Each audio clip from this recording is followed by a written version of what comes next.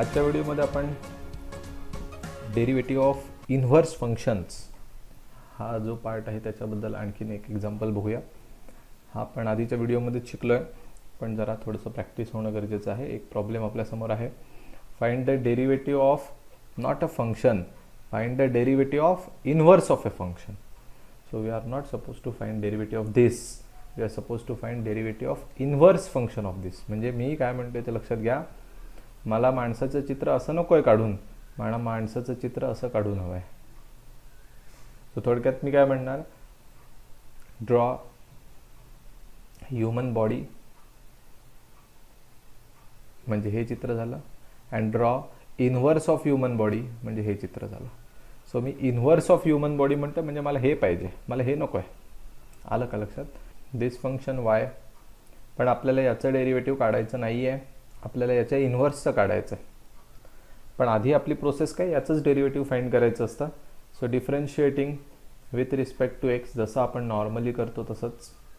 So therefore d by d x of y या साईडला घेणार, तसंच d by d x of 2x³ minus 6x हे पण घेणार आपण. सो देअरफॉर वायचं डेरिव्हेटिव्ह येईल dy by dx is equal to, इथे 2 कॉन्स्टंट, x³ डेरिव्हेटिव्ह येईल 3x², राईट. 3 पुढे येणार, x² इथे राहणार, पुढे मायनस 6 इंटू एक्स, सॉरी एक्सचं डेरिव्हेटिव्ह 1 ॲज इट इज, हे आहे तसंच. आता हे एकदा डेरिव्हेटिव्ह घेऊन झालं की मग आपण पुढे सिम्प्लिफिकेशन करू. That is dy by dx is equal to 3 दुणे 6, 6 गुणिले हे x² मायनस 6. नाव आपलं डेरिव्हेटिव्ह फाइंड करून झाले dy बाय dx, बट आपल्याला हे नकोच आहे, आपल्याला इन्व्हर्सचं पाहिजे, म्हणून आपण लिहिणार therefore the derivative of inverse of Y, जे हे मेन फंक्शन दिलं होतं त्याचं डेरिव्हेटिव्ह नको आहे, त्याच्या इन्व्हर्सचं पाहिजे, इज गिवन बाय. आणि ते काढणं अतिशय सोपं आहे, आपल्याला काही विशेष नाही करायचं आहे. आपल्याला dx अपॉन dy फाइंड करायचं आहे, म्हणजे उलटं inverse is equal to 1 upon, जे आता आपण उत्तर काढले ना dy बाय dx, ते डिनॉमिनेटरला टाकायचं आहे. सो 1 अपॉन हे उत्तर 6x² minus 6. So we have done the derivative of not y, we have find derivative of inverse of y. झालं. पण त्यांना हे उत्तर नको आहे, त्यांना पुढे काय पाहिजे की त्याच्यामध्ये आम्हाला एक्सची व्हॅल्यू -2 टाकून द्या. म्हणजे हे उत्तर असं नको एक्समध्ये, तर या उत्तरामध्ये एक्सची व्हॅल्यू -2 वापरा आणि उत्तर काढून द्या. So dx by dy is equal to 1 upon 6 into एक्सची व्हॅल्यू -2 टाकायला सांगितले, ती टाकली, इज इक्वल टू 1 अपॉन -2चा स्क्वेअर किती होणार 4, 6 चोक 24 वजा 6 म्हणजे उत्तर येईल 1/80. That's it. इथे तुमचं काम पूर्ण झालं. सो जर मी असं म्हटलं ना वायचं डेरिव्हेटिव्ह काढा, तर तुम्हाला dy बाय dx फाइंड करायचं, हे लक्षात ठेवा. आणि जर म्हटलं मी वायच्या इन्व्हर्सचं डेरिव्हेटिव्ह काढा, म्हणजे तुम्हाला एक्सचं डेरिव्हेटिव्ह काढायचं आहे, म्हणजेच dx बाय dy काढायचं आहे, हे लक्षात घ्या. मी वायचं डेरिव्हेटिव्ह म्हटलं तर dy बाय dx, आणि मी म्हटलं वायच्या इन्व्हर्सचं काढा तर dx अपॉन dy. पण ते काढण्यासाठी आपल्याला dy बाय dx ची गरज पडतेच, आणि फक्त त्याला 1 अपॉनमध्ये टाकलं की त्यांना जे हवं आहे ते उत्तर मिळू शकतं. इतकं सिम्पल आहे. हा प्रॉब्लेम लिहून घ्या, मग आपण पूर्ण चॅप्टर संपला असं डिक्लेअर करू शकतो. आणि पुन्हा एकदा आपण या पहिल्या चॅप्टरमध्ये एक्सरसाइजमध्ये काही प्रॅक्टिस प्रॉब्लेम्स आहेत तर ते पण करूया. पुन्हा एकदा पहिल्यापासून काही टाईप्स रिवाईज होतील. आणि नेक्स्ट व्हिडिओमध्ये आपण काय शिकणार आहोत, तर महाराष्ट्र स्टेट बोर्डने जी क्वेश्चन बँक रिलीज केलेली आहे 2020-21च्या HSCच्या मुलांसाठी, तेच प्रॉब्लेम आपण पण डिस्कस करू, पण नेक्स्ट व्हिडिओपासून. या व्हिडिओमध्ये इथे आपला इन्व्हर्सचा टाईप संपला आणि त्याच्याबरोबर तुम्हाला सिलेबसमध्ये असलेले 12वीचे सगळे टाईप संपले. आता आपण काही प्रॉब्लेम्सची पण प्रॅक्टिस करूया. See on very first day of derivative आपण काय बघितलं तर फॉर्म्युले बघितले होते, तर तुम्हाला ते एकदा फॉर्म्युले रिवाईज करायचे आहेत. मीच तुम्हाला सांगेन, पटापट लिहून दाखवतो की डेरिव्हेटिव्ह ऑफ एक्स, तुम्ही पण माझ्याबरोबर बोलायला हरकत नाही, पण मोठ्याने नका बोलू, मनात बोला, किंवा मोठ्याने बोलला तर माईक ऑन नका करू. डेरिव्हेटिव्ह ऑफ एक्स किती असतं तर 1 असतं. देन डेरिव्हेटिव्ह ऑफ 1 किती असतं तर 0 असतं. Derivative of constant, any constant के किती असतं तर ते पण 0 असतं. डेरिव्हेटिव्ह ऑफ के एक्स असेल तर के राहतं, कारण के हा कॉन्स्टंट आहे, एक्सचं डेरिव्हेटिव्ह 1 आहे. त्याच्यानंतर derivative of x raise to n, तर फॉर्म्युला आहे n x raise to n minus 1. Then derivative of 1 upon एक्सचा फॉर्म्युला आहे -1 upon x square. Then derivative of root एक्सचा फॉर्म्युला आहे 1 upon 2 root x, right. So derivative of e raise to एक्सचा formula आहे e raise to x. Derivative of a raise to एक्सचा formula आपण बघितला तो असतो ए raise to x into log a, right. Then derivative of, हे लिहायचं वगैरे नाही आहे, log x derivative 1 upon x आपण बघितलं आहे. देन डेरिव्हेटिव्ह ऑफ साइन एक्सचा डेरिव्हेटिव्ह असेल कॉस एक्स. देन कॉस एक्सचं डेरिव्हेटिव्ह असेल मायनस साइन एक्स. ठीक आहे, शॉर्टकटमध्ये लिहितो एकदा रिव्हिजन. देन टॅन एक्सचं डेरिव्हेटिव्ह आपण बघितलं ते होतं सेक स्क्वेअर एक्स. कॉट एक्सचं डेरिव्हेटिव्ह आपण बघितलं कोसेक स्क्वेअर एक्स पण मायनस. देन सेक एक्सचा formula that is sec x into tan x. Then cosec एक्सचा formula minus cosec x into cot x. हे जर पाठ अजूनही नसेल तर तुम्ही टिकू शकत नाही आहे पुढे, केलेलंच असलं पाहिजे खूप आधी, विसरायला होऊ शकतं, परत एकदा रिवाईज करा. त्याच्यानंतर हे असे 15 फॉर्म्युले किंवा 16 फॉर्म्युले झाले होते. त्याच्यानंतर आपण बघितलं की साइन इनव्हर्स एक्सचा फॉर्म्युला असतो 1 upon root of 1 minus x square. Then cos inverse एक्सचा फॉर्म्युला सेम असतो, फक्त वरती मायनस. देन टॅन इनव्हर्स एक्सचा फॉर्म्युला आहे 1 अपॉन 1 प्लस एक्स स्क्वेअर.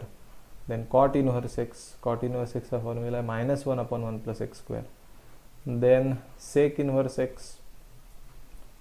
एक्सचा फॉर्म्युला आहे 1 upon x into root of x square minus 1. आणि कोसेकचा सेम फॉर्म्युला, फक्त -1 upon x into root of x square minus 1. या फॉर्म्युलांशिवाय ट्रस्ट मी आतापर्यंत आपण कधीही कुठलाही वेगळा फॉर्म्युला वापरलेला नाही. This is the first thing that you must know while learning किंवा रादर बिफोर लर्निंग डेरिव्हेटिव्स. आता हे जर एकदा झालं असेल प्रिपेअर फॉर्म्युले, तर त्याच्यानंतर आपण आणखीन 4 टेक्निक्स बघितल्या ज्या सगळ्यात महत्त्वाच्या. त्यातली 5वी टेक्निक किती महत्त्वाची आहे ते तुम्हाला आत्तापर्यंतच्या सोडवलेल्या प्रॉब्लेम्समध्ये लक्षात आलंच असेल. येस, तर आता आपण काही असे प्रॉब्लेम्स बघूया ज्याच्यामध्ये आपण इतके दिवसात इतक्या व्हिडिओजमध्ये जे काही शिकलो आहे तेच पुन्हा रिवाईज होईल. थोडंसं जे आधी शिकलेले टाईप आहेत त्यांची पुन्हा उजळणी होईल, जेणेकरून पुढचा चॅप्टर जो आहे ॲप्लिकेशन्स ऑफ डेरिव्हेटिव्स त्याच्यामध्ये तुम्हाला मदत होईल. सो एक प्रॉब्लेम आपल्यासमोर इथे आहे. एक आहे y is equal to log of cos of x raise to 5. Obviously find dy/dx असणार आहे.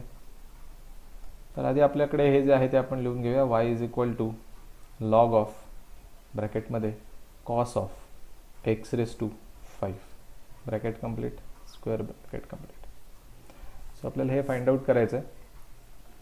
सो आपण असं म्हणू शकतो differentiating with respect to x, म्हणजे इथे मिळेल d/dx of y is equal to d/dx of log of cos of x raise to 5.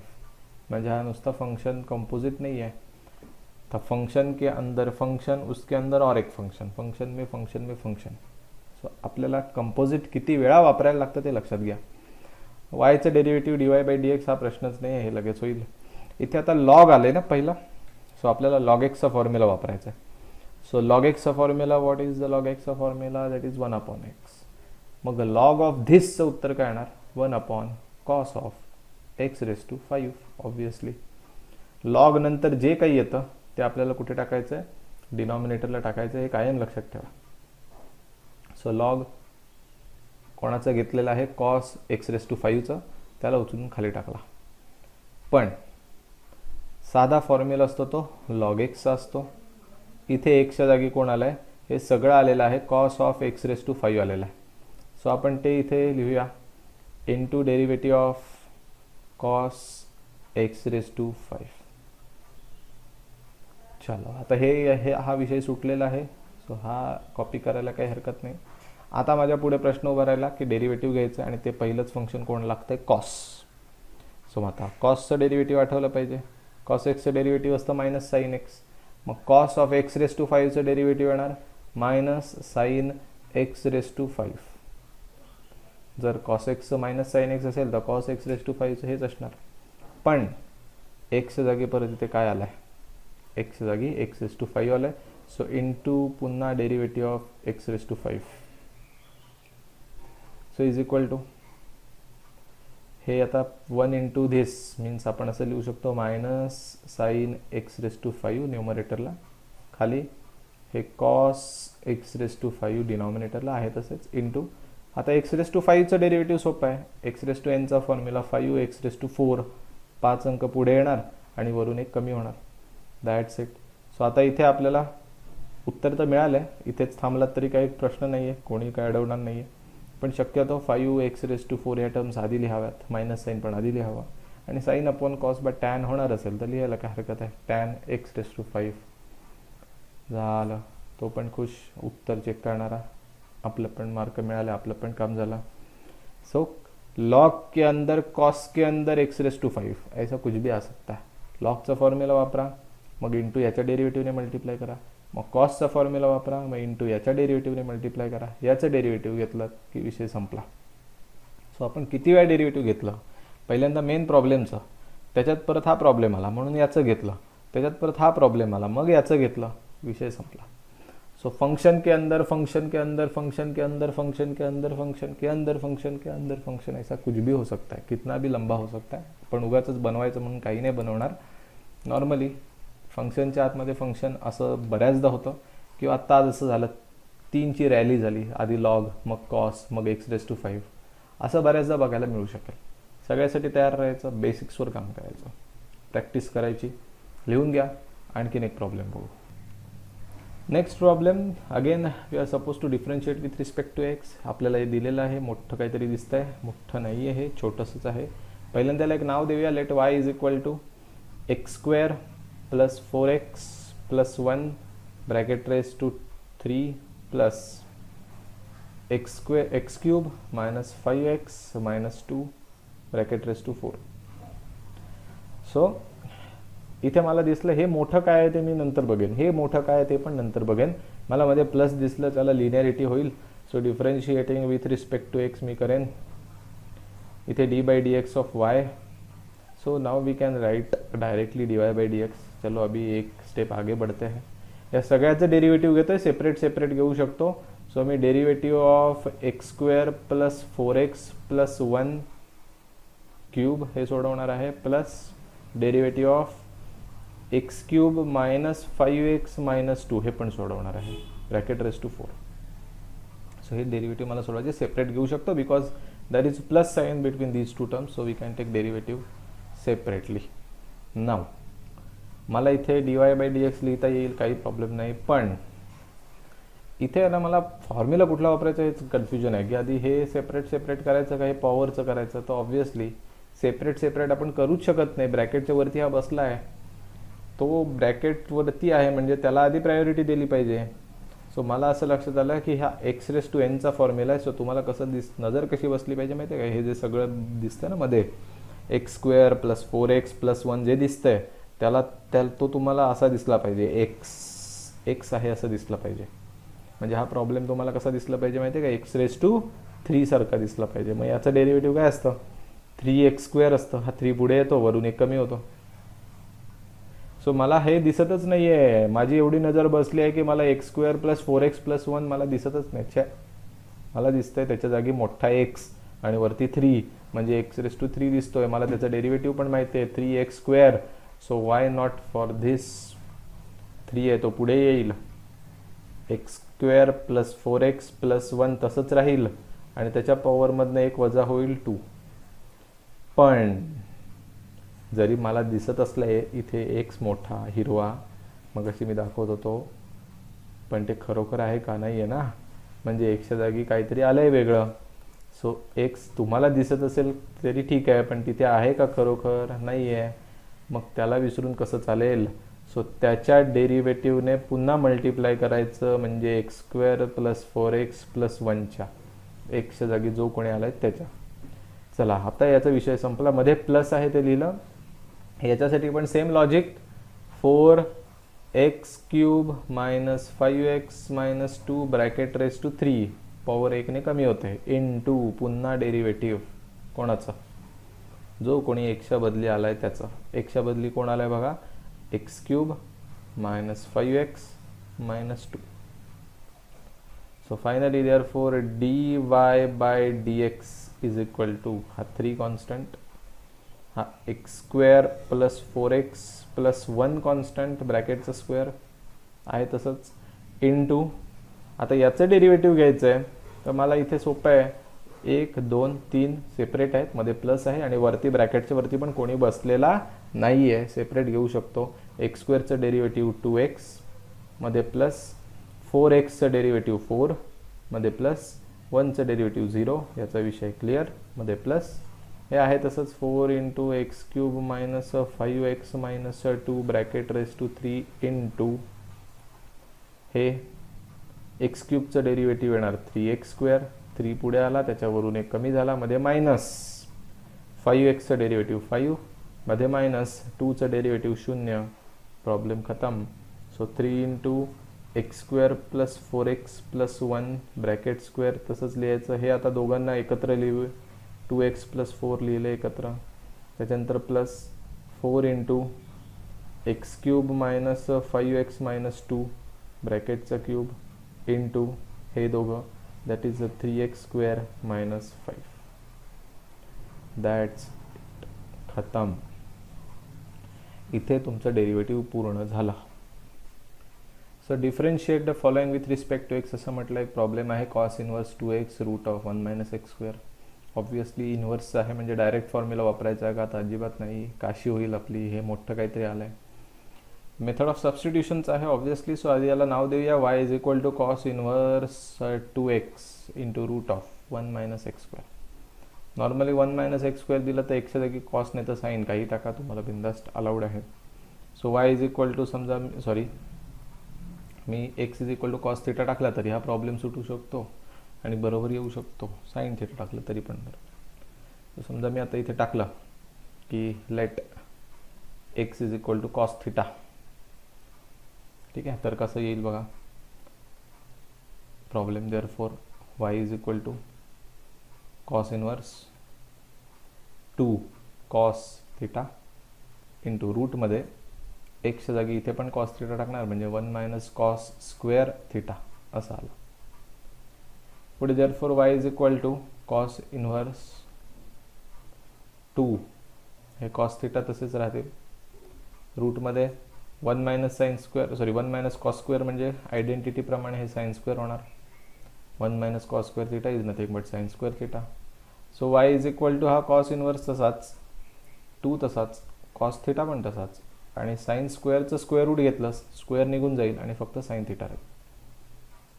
आता समजा एखाद्याने इथे साइन टाकलं असतं तर इथे बाहेर साइन आलं असतं, आतमध्ये कॉस आलं असतं, शेवटी साइन कॉसच कॉम्बिनेशन बनलं असतं. कसंही सोडवा, काही टेन्शन नाही, सेम उत्तर येणार. ठीक आहे, पुढे बघा. So therefore y is equal to हे cos inverse as it is into 2 sine theta cos theta, 2 sine theta cos theta असं लिहून घेतो म्हणजे सगळ्यांना फॉर्म्युला आठवेल. येस, बोला कुठला फॉर्म्युला आहे हा? Sine 2 theta. Very good, sine 2 थिटाचा फॉर्म्युला आहे. पण आपण गडबडलो, त्याला कॉस इनवर्स आणि साइन काही कॅन्सल होत नाही एकमेकांना, पण no problem, we can convert sine into cos. या साइनला आपण कॉसमध्ये कधीही कन्वर्ट करू शकतो, डायरेक्ट कॉस लिहून टाकायचं पण आतमध्ये लिहायचं π/2 मायनस हा अँगल 2 थिटा. कारण आपण हे आधी पण बघितलं, हा रूल आहे, कॉस ऑफ π/2 मायनस थिटा असेल तर आपण साइन थिटा लिहू शकतो. फक्त काय आता इथे 2 थिटा असेल तर इथे आपण लिहिणार 2 theta. Cos π/2 minus theta is equal to sine theta, मग इथे पण तेच आहे, कॉस π/2 मायनस थिटा म्हणजे साइन थिटा. उलट वापरलं, कॉस इनवर्सला कॉस गायब, कॉस इनवर्सला कॉस गायब आणि फक्त राहिलं π/2 मायनस 2 थिटा. आता माझ्या लक्षात आलं की इथे 2 थिटाची व्हॅल्यू गरज पडते किंवा थिटाची व्हॅल्यू गरज पडते. सो मग आपण x is equal to cos theta घेतलं असेल तर थिटाची व्हॅल्यू असेल cos inverse x, that's it. जर x is equal to cos theta असेल तर थिटाची व्हॅल्यू असणार कॉस इनवर्स x मग ती व्हॅल्यू इथे आपण वापरू शकतो. So y is equal to π/2 minus 2 थिटाची व्हॅल्यू कॉस इन्व्हर्स एक्स. आणि इथे प्रॉब्लेम संपला. आता फक्त काम बाकी आहे ऑब्व्हियसली डेरिव्हेटिव्हचं, पण ते ना कोणी येऊ शकतं. आणि कोणी म्हणजे अगदी ज्याला डेरिव्हेटिव्ह हल्ली माहिती झालं तोही प्रो आहे. तो पण करू शकतो. फक्त तुम्हाला म्हणायचं differentiating with respect to x. वायचं डेरिव्हेटिव्ह आता डायरेक्टली यायला आपण शिकलो. झाले आता 13वा होऊन गेलं, 13 दिवस होऊन गेले. dy/dx इज इक्वल टू π/2चं डेरिव्हेटिव्ह 0 मायनस 2 कॉन्स्टंट आणि cos inverse x derivative that is -1/√1 - x². Finally हे मायनस मायनस मल्टिप्लाय होतील. +2√1 - x² इज द आन्सर. हेच उत्तर जर एखाद्याने substitution x is equal to sine theta केलं तरी हेच उत्तर मिळणार. नेक्स्ट शो दॅट म्हटलंय की डेरिव्हेटिव्ह फाइंड करा आणि शो दॅट करा की that derivative will be y/x, म्हणजे उत्तर y/x येणारच आहे हे त्याने आधीच सांगितलं. ते तुम्ही आम्हाला काढून दाखवा. आणि हे ठीक आहे. बस खाली एक प्रॉब्लेम दिलाय ज्याच्यामध्ये म्हटलंय x⁷ into y⁵ is equal to ब्रॅकेटमध्ये x + y (12) असं म्हटलंय. तर आपण ट्राय करू शकतो. आपल्याला येतं की नाही माहिती नाही, बघूया. सो मला इथे एक तरी लक्षात आलं की एक्स आणि वाय बघा मस्तपैकी मिक्स झालेले आहेत. एक्स आणि वाय जर मिक्स झालेले आहेत तर हे इम्प्लिसिट फंक्शन आहे. डायरेक्ट डेरिव्हेटिव्ह घ्यायला सुरुवात करायची. Differentiating with respect to x. दोन्ही साईडला डेरिव्हेटिव्ह घेऊया. d/dx of this whole term x⁷ into y⁵ is equal to derivative of this x + y (12). तर दोन्ही साईडला डेरिव्हेटिव्ह घेतलं की इथे u इंटू v लागेल. इथे u इंटू v लागल्यावर असं दिसेल x⁷ into derivative of y⁵ पहिला गुणिले दुसऱ्याचा डेरिव्हेटिव्ह प्लस दुसरा म्हणजे y⁵ into derivative of first म्हणजे x⁷ इज इक्वल टू पहिला गुणिले दुसऱ्याचं डेरिव्हेटिव्ह प्लस दुसरा गुणिले पहिल्याचं डेरिव्हेटिव्ह. इथे काम संपलं. राईट साईडला हा (12) आहे म्हणजे आधी x⁴ फॉर्म्युला 12 x + y (11). 12 पुढे आला, वरती 11 झाला, इंटू एक्सच्या बदली कोणाला x + y, सो त्याच्या डेरिव्हेटिव्हने मल्टिप्लाय करायला लागेल into derivative of x + y. तशी नुसतं डेरिव्हेटिव्ह घेणं ना भरपूर इझी आहे, शो दॅट करणं ना कठीण आहे, कारण त्याच्यात व्हॅल्यू सबस्टिट्यूट करायला लागतात आणि उत्तरापर्यंत पोहोचावंच लागतं. सो x⁷ इंटू म्हणजे थोडक्यात घरात आपल्याला कचरा काढायला दिलेलं काम असतं ना तसं आहे हे. आपण कचरा काढतो पण तो भरून टाकत नाही, तो आईसाठी ठेवून देतो, बरोबर. मग तसंच आहे हे सोडवणं गणित आहे ना, म्हणजे कचरा काढण्यासारखं आहे. पण शो दॅट म्हणजे ना ते पूर्ण काम करायचं आहे, तिथपर्यंत पोचायचं आहे, ते जरा कठीण होतं. आता इथे बघूया x⁴ फॉर्म्युला वापरणार, पण y साठी y⁵ येईल 5y⁴. 5 पुढे आला आणि वरून एक कमी झाला, पण एक्सच्या जागी y आलाय, सो त्याच्या डेरिव्हेटिव्हने मल्टिप्लाय करायला लागेल yच्या डेरिव्हेटिव्हने, आणि ते किती आहे dy/dx. पुढे प्लस हा y⁵ आहे तसाच कॉपी केला, आणि आता x⁷च्या डेरिव्हेटिव्हने मल्टिप्लाय करणार, ते येणार 7x⁶.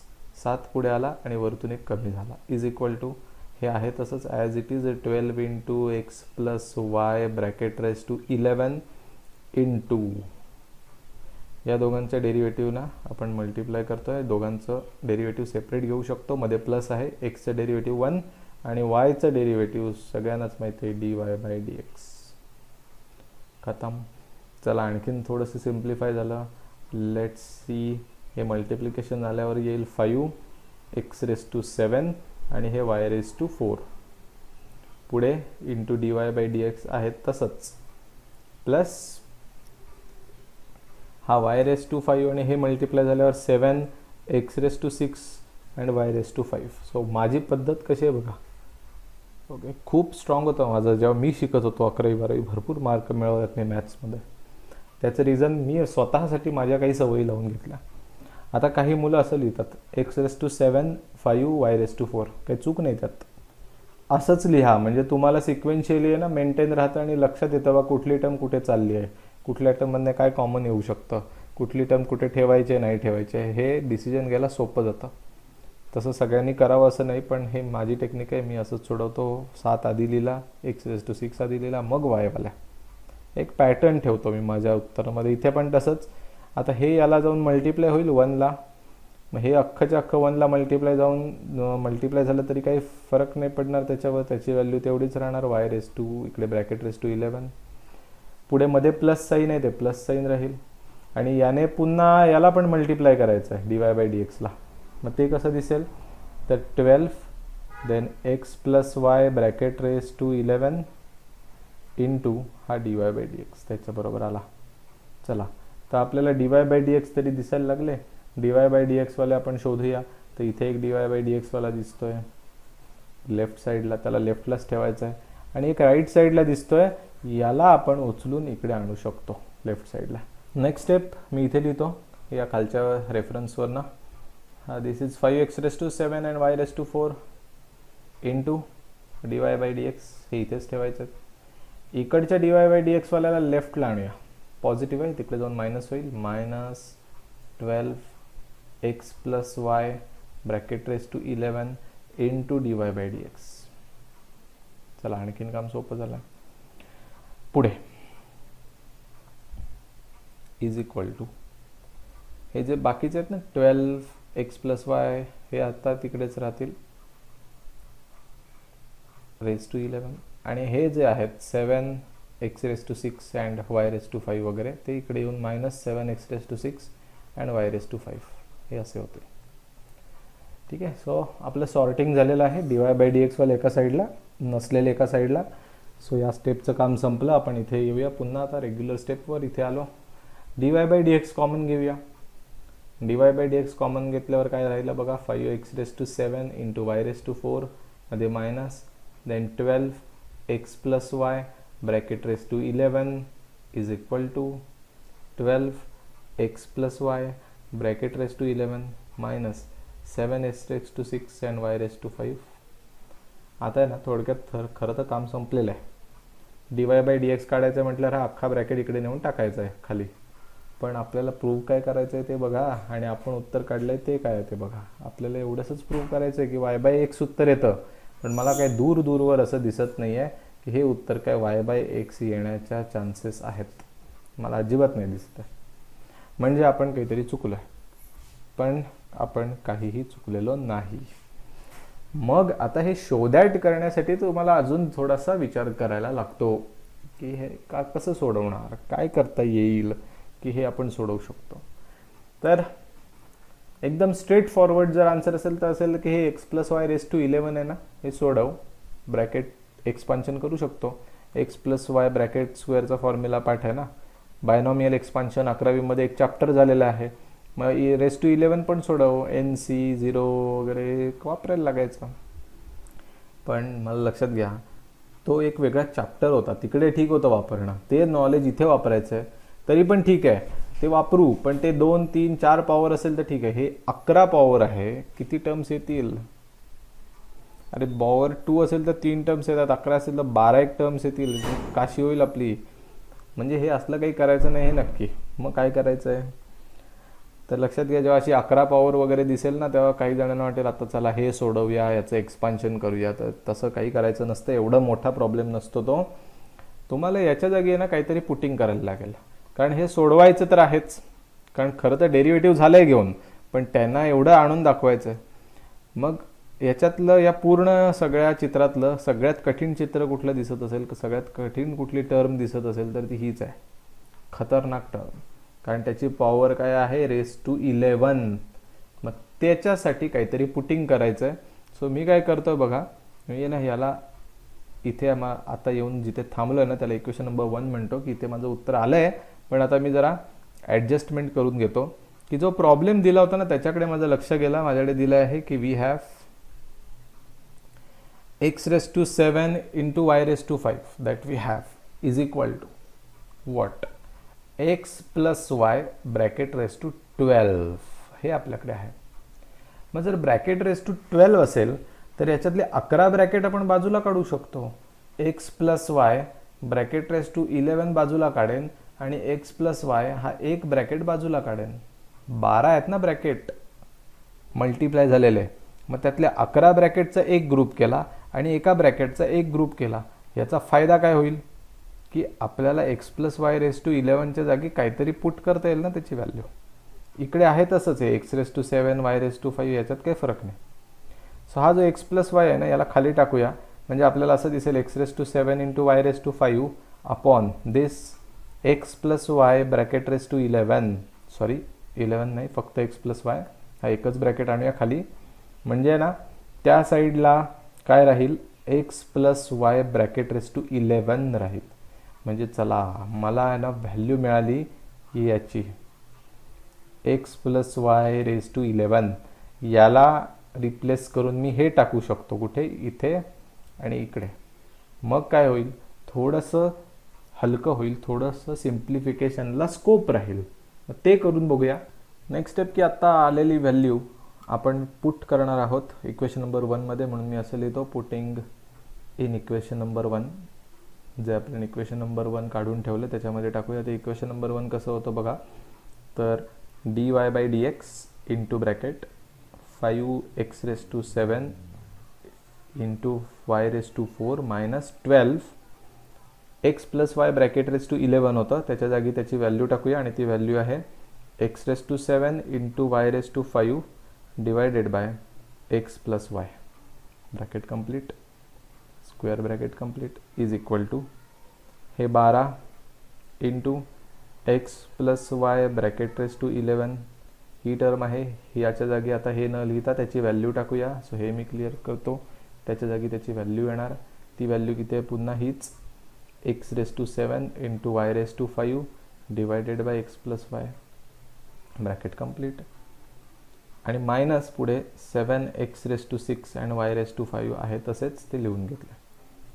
सी डेरिव्हेटिव्ह हा पार्ट खरा तर संपलाय, पण जर पेपरला मार्क मिळवायचे तर ह्या स्टेप कराव्याच लागणार आहेत, नाहीतर आपण या शोधॅटपर्यंत पोहोचू नाही शकत. So have some patience. Derivative हा पार्ट क्लिअर झालेला आहे. आता जर तुम्ही 10वीपर्यंत चांगले असाल ना मॅथ्समध्ये तर हे कॅल्क्युलेशन इझिली कळत राहतं. So dy by dx is equal to into 5 हे मला बेरीज किंवा वजाबाकी करायचे तर मला याने मल्टिप्लाय केलं पाहिजे तिकडे. हा डिनॉमिनेटर आहे क्रॉस मल्टिप्लाय केलं पाहिजे. So 5x raise to 7 into y raise to 4 into x plus y याने आपण तिकडे जाऊन मल्टिप्लाय केलं. मध्ये minus 12x raise to 7 into y raise to 5 bracket complete is equal to 12 इथे पण तसंच x raise to 7 into y raise to 5 आणि या ब्रॅकेटने इकडे पण मल्टिप्लाय करायला लागेल. मध्ये minus 7x raise to 6 y raise to 5 into x plus y. पण जेव्हा आपण क्रॉस मल्टिप्लाय करतो तेव्हा डिनॉमिनेटर काय होतो सगळ्यांचा डिनॉमिनेटर होतो एक्स प्लस वाय. तसं इथे पण काय होतं सगळ्यांचा denominator x plus Y common ना सेम झाला. क्रॉस मल्टिप्लिकेशन त्याच्यासाठीच तर करतो आपण डिनॉमिनेटर सेम होईल म्हणजे बेरीज वजाबाकी करता येईल. पण इथे आपल्याला एक ॲडव्हान्टेज मिळाला. चला पहिल्यांदा काहीतरी कॅन्सल झालं. इकडचं आणि इकडचं डिनॉमिनेटर सेम आहे कॅन्सल. चलो आगीतून फोफाट्यात जात होतो त्याच्यापेक्षा आता जरा रिलीफ मिळतो. थोडंसं काहीतरी कमी झालं. पुढे बघूया dy बाय dx इंटू आता आहे ना साधं मल्टिप्लिकेशन करत बसायचं आहे. याने याला मल्टिप्लाय करूया राईट. मल्टिप्लाय तरी करूया किंवा काही कॉमन घेऊया. म्हणजे ते कॉमन घेतलं तर जास्त बरं राहील. सो कॉमन घेऊया. इथे एक्स रेस टू 7 आहेत इकडे पण एक्स रेस टू 7 आहेत. दोन्ही ठिकाणी एक्स रेस टू 7 आहेत. मग एक्स रेस टू 7 कॉमन घेतले. आणखीन काय इकडे वाय रेस टू 4 आहेत इकडे वाय रेस टू 5 आहेत. मग 5 घेतले तर चालणार नाही इकडे कमी आहेत ना. मग ज्याच्याकडे कमी आहेत त्याचा विचार करूया. So y raise to 4 common घेऊया म्हणजे ब्रॅकेटमध्ये काय राहील 5 राहील. इकडचे 7च्या 7 बाहेर आलेत 4चे 4 वाय बाहेर राहिलेत म्हणजे हे सगळंच गेलंय बाहेर. पण हा ब्रॅकेट राहिला आहे एक्स प्लस वाय. मध्ये हे मायनस 12 पण लिहिलं. आता हे एक्स रेस टू 7 गेलेत बाहेर. वाय रेस टू 5 आहेत त्यातले 4 बाहेर गेलेत 1 वाय राहिला आहे ब्रॅकेट कंप्लीट. हे पण कंप्लीट इज इक्वल टू आता यांचा विचार करूया. x⁻⁷, x⁻⁶ कोण कॉमन येऊ शकेल? तर मला लक्षात आलं बा x⁻⁶ कमी आहेत तर ते कॉमन येऊ शकतात. ठीक आहे. आणि दुसरं लक्षात आलं की यांच्यात x⁵ दोघांमध्ये आहेत, सॉरी y⁵ दोघांमध्ये पण आहेत, सो ते घेऊया. आता याच्यात काय राहिला? 7 होते, त्यातले 6च बाहेर आलेत, एक x राहिला. 5 होते ते 5च्या 5 बाहेर गेलेत, पण 12 राहिलाय, तो 12 लिहून घेऊ. मध्ये मायनस. याच्यात 7 राहिलाय अंक, 6 एक सगळेचे सगळे गेलेत, हे पण सगळे बाहेर गेलेत, आणि फक्त ब्रॅकेट राहिला आहे x + y. आता आपण जवळपास प्रूफच्या जवळ आलेलो आहोत, अगदी जवळ. dy/dx इंटू ब्रॅकेट हे आहे ना, तसंच लिहून घेतो, x⁷, y⁴. आता हे ब्रॅकेटमध्ये सोडवूया. 5 ने मल्टिप्लाय केलं तर किती येईल? 5x. पुन्हा 5 ने मल्टिप्लाय केलं तर 5y. आणि इथे 5 ने सॉरी याला काय मल्टिप्लाय करायचा संबंध येत नाही, 12y. हे तसंच इज इक्वल टू हे x⁵ तसेच, सॉरी 6 तसेच, हे y⁵ तसेच, आतमध्ये हे 12x तसेच, मध्ये आता -7 ने मल्टिप्लाय करूया म्हणजे येईल -7x, आणि आतमध्ये मल्टिप्लाय केलं -7y. Bracket complete. चला हे आणखीन सिम्प्लिफाय झाला. नेक्स्ट स्टेप आपण या स्टेपचा रेफरन्स घेऊन करूया. dy/dx आहे तसंच, इंटू ब्रॅकेट हे x⁷, y⁴ as it is. हे आतमध्ये बेरीज वजाबाकी जरा करूया. इथे लक्षात आलं 5x आणि 5y - 12y, 5 - 12 म्हणजे -7y इज इक्वल टू हे इकडे x⁶ तसेच, y⁵ पण तसेच. आता हे परत सोडवूया.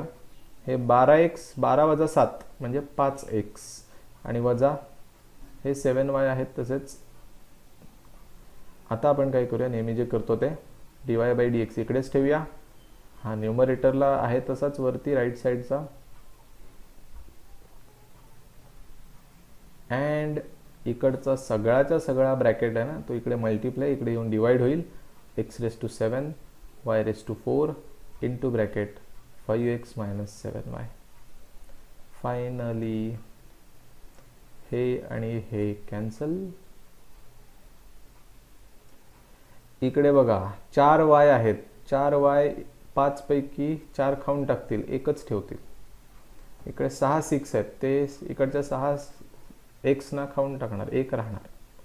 आणि फायनली आपण पोहोचलो dy/dx इज इक्वल टू, तर वरती एक y बाकी आहे, जिवंत आहे, खाली एक x जिवंत आहे.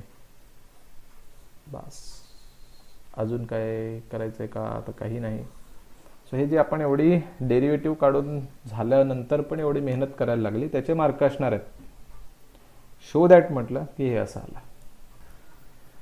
नेक्स्ट प्रॉब्लेम, पुन्हा एकदा आपल्याला डेरिव्हेटिव्ह फाइंड करायचं आहे dy/dx, आणि पर्टिक्युलर सोल्युशन पाहिजे. x ची व्हॅल्यू 1/2 टाकायची शेवटला. पण आहे प्रॉब्लेम पॅरामेट्रिकवरचा, x ची व्हॅल्यू t च्या भाषेत आहे, y ची व्हॅल्यू पण t च्या भाषेत आहे. No problem.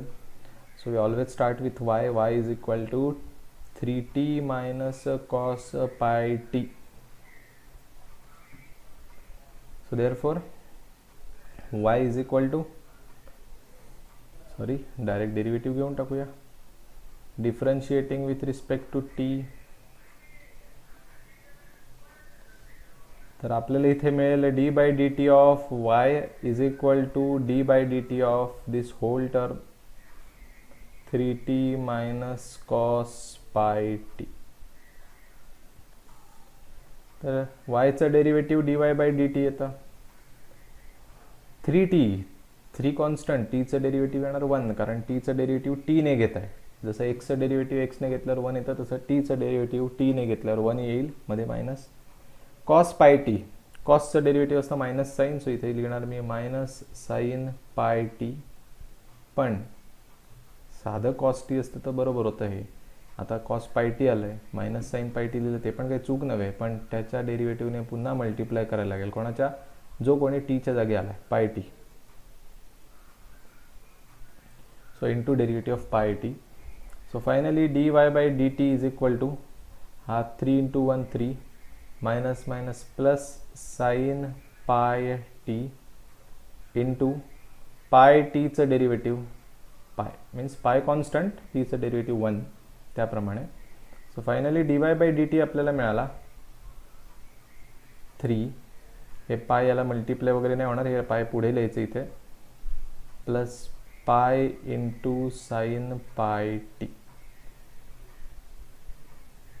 ठीक आहे, that's it. This is equation number 1. So आपलं पहिलं काम पूर्ण झालं. वायचं डेरिव्हेटिव्ह फाइंड करून झालेलं आहे. Now x is equal to आहे t plus 2 sine pi t. आता याचं घेऊया differentiating with respect to t. So इथे येईल d by d t of x is equal to d by d t of t plus 2 sine pi t. Bracket complete. So therefore एक्सचं derivative येईल dx by dt. इथे आपण separate derivative घेऊ शकतो. टीचं derivative 1 येईल, ते लिहिलं मध्ये, प्लस 2 कॉन्स्टंट. साइन पाय टीचं डेरिव्हेटिव्ह येणार कॉस पाय टी, जसं साइन टीचं डेरिव्हेटिव्ह असतं कॉस टी, साइन पाय टीचं कॉस पाय टी, इंटू पुन्हा पाय टीचे डेरिव्हेटिव्हने मल्टिप्लाय करणार बिकॉज टीच्या जागी पाय टी आलाय. Finally dx by dt is equal to हा 1 plus 2 cos pi t into pi टीचं डेरिव्हेटिव्ह पाय, कारण टीचं डेरिव्हेटिव्ह 1 असतं. सो पाय कॉन्स्टंट, टीचं डेरिव्हेटिव्ह 1 म्हणजे पाय राहिला. पुढे dx by dt is equal to 1 plus हा पाय इथे न लिहिता पुढच्या बाजूला लिहायचा म्हणजे 2 pi into cos pi t. This is our equation number 2. एकदा वायचं डेरिव्हेटिव्ह झालं विथ रिस्पेक्ट टू टी, एक्सचं डेरिव्हेटिव्ह झालं विथ रिस्पेक्ट टू टी, की आपण फायनल स्टेपला येतो म्हणजे थिअरम वापरायचा आणि व्हॅल्यूज पुट करायच्या. So we have dy by dx is equal to dy by dt सगळ्याला upon dx by dt is equal to, तर dy बाय dt बघा इथे काय आहे ते लिहून घेतो. That is 3 plus pi into sine pi T सगळ्याला अपॉन हे 1 plus 2 pi into cos pi T. झाला, प्रश्न संपला. इथे पायला पाय उडणार नाही, इथे मध्ये प्लस आहे, नाही तर उडवाल पायला पाय, साइन अपॉन कॉस टॅन पण लिहून टाकाल, काही नाही होणार. हेच उत्तर आहे, पण त्यांना पर्टिक्युलर सोल्युशन पाहिजे टीची व्हॅल्यू 1/2 टाकून. So therefore t is equal to 1/2. हे टाकल्यावर dy बाय dx कसं दिसेल, तर दिसेल हे 3 प्लस पाय इंटू साइन पाय बाय 2. तर हे कसं काय झालं पाय बाय 2, तर सी टीची व्हॅल्यू 1/2 टाकतोय ना आपण. सो 1/2 इंटू पाय म्हणजेच किती, पाय बाय 2. 1/2 इंटू पाय, पाय के पाय खाली 2 पाय बाय 2. Right, simple. तसंच डिनॉमिनेटरला पण होईल, सेम सिच्युएशन. डिनॉमिनेटरला upon 1 plus 2 pi into cos pi t pi by 2 is equal to 3 plus pi. What is the value of sin pi by 2? 1. Sin 91. Very good. खाली 1 plus 2 pi into cos pi by 2. Cos 90. 0. So बघा 2 पायला 0 ने multiply झालं म्हणजे 0 झालं. 0 मध्ये 1 add केला काही फरक नाही पडणार आहे, एकच राहणार आहे. आणि डिनॉमिनेटरला 1 लिहायची गरज नाही. 3 plus pi. So this is your answer, dy by dx. 3 plus pi. So किती सिम्पल आहे बघा, नेहमीसारखंच आहे.